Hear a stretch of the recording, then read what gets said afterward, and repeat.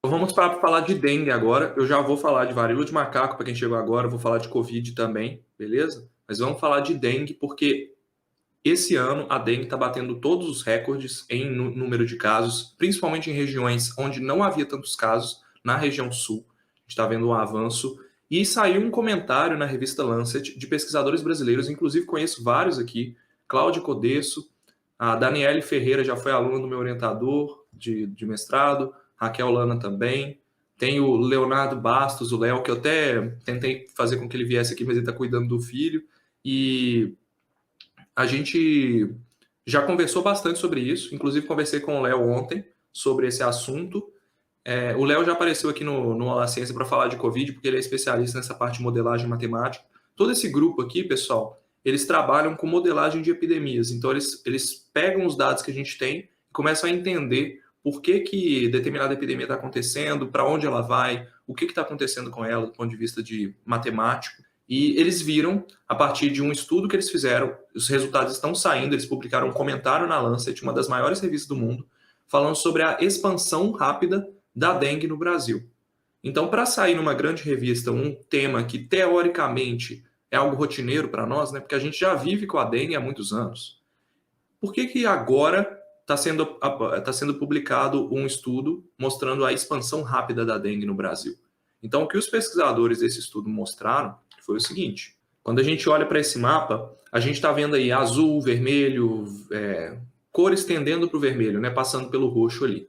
E cada vez que um município está marcado com uma cor, ele não está branco, significa que ele registrou transmissão comunitária de dengue pela primeira vez naquele ano.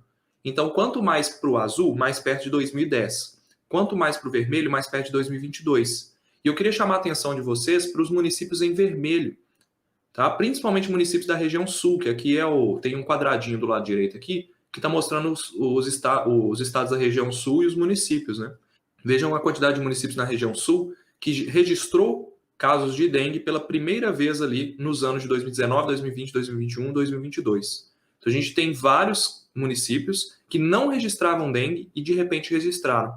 E o que os pesquisadores estão hipotetizando, né, e usando como base vários outros trabalhos que já mostram esse avanço, tá, é a questão do vetor do Aedes aegypti. Ele está avançando para o sul, pegando regiões mais frias onde ele não conseguia se sustentar e criando populações resistentes ao frio e também resistentes aos inseticidas que tem nessas regiões, né?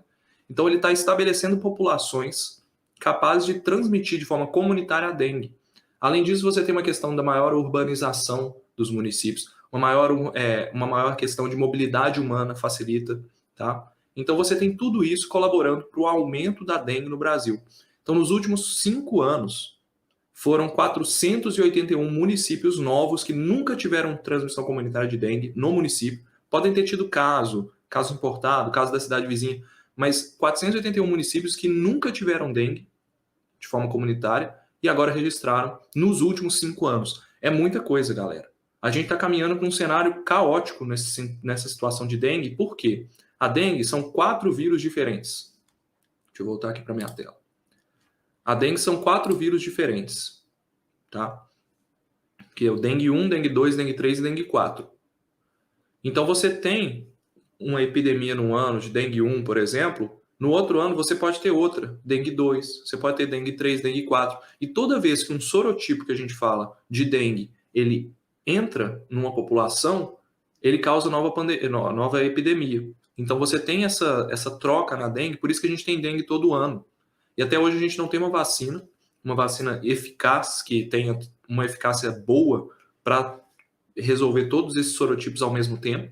E a gente está convivendo com essa doença. Infelizmente, a dengue é uma doença negligenciada, por mais que ela seja uma doença que no Brasil tem todo um programa nacional de controle, ela é considerada uma doença negligenciada, porque ela afeta principalmente as regiões mais pobres dos municípios, onde não tem tanta informação, não tem tanto combate, e é mais difícil o acesso dos agentes de endemias para poder resolver o problema da água parada.